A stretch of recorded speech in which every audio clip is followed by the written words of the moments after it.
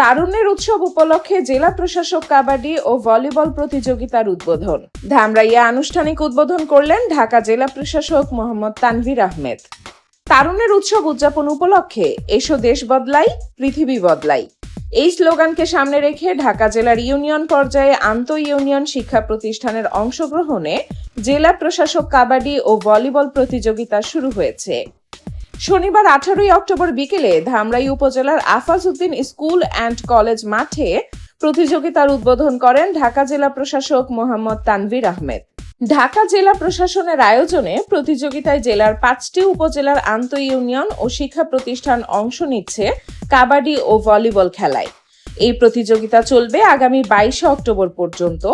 পরে উপজেলা পর্যায়ের চ্যাম্পিয়ন দলগুলো 25 অক্টোবর ঢাকা জেলা প্রশাসকের কার্যালয় প্রাঙ্গণে চূড়ান্ত প্রতিযোগিতায় অংশ নেবে।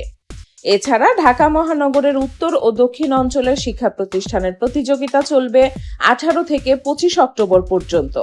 মহানগর উত্তর ও দক্ষিণের চ্যাম্পিয়ন ও রানার আপ দলের মধ্যে ফাইনাল খেলা অনুষ্ঠিত হবে আগামী 30 অক্টোবর শহীদ নূর হোসেন জাতীয় ভলিবল স্টেডিয়ামে।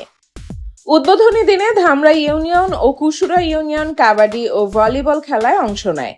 কাবাডিতে ধামরাই ইউনিয়ন 22 থেকে 12 পয়েন্টে কুশুরা ইউনিয়নকে পরাজিত করে। অন্যদিকে ভলিবলে কুশুরা ইউনিয়ন 16 থেকে 14 পয়েন্টে ধামরাই ইউনিয়নকে হারায়। অনুষ্ঠানে উপস্থিত ছিলেন ঢাকা জেলার অতিরিক্ত জেলা প্রশাসক সার্বিক, ধামরাই উপজেলা নির্বাহী অফিসার মামুনুন আহমেদ অনিক, সহকারী কমিশনার ভূমি সহ অন্যান্য অতিথিবৃন্দ।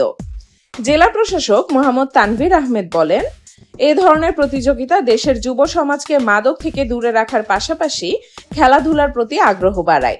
খেলোয়াড়ি মনোভাব সৃষ্টিতে এমন আয়োজন গুরুত্বপূর্ণ ভূমিকা রাখে। তিনি আরও জানান, ঢাকা জেলার সরকারি খাস জমিতে তরুণদের খেলাধুলার জন্য মাঠের ব্যবস্থা করা হবে এবং এ প্রতিযোগিতার মাধ্যমে অনেক খেলোয়াড় জাতীয় পর্যায়ে অংশগ্রহণের সুযোগ পাবেন।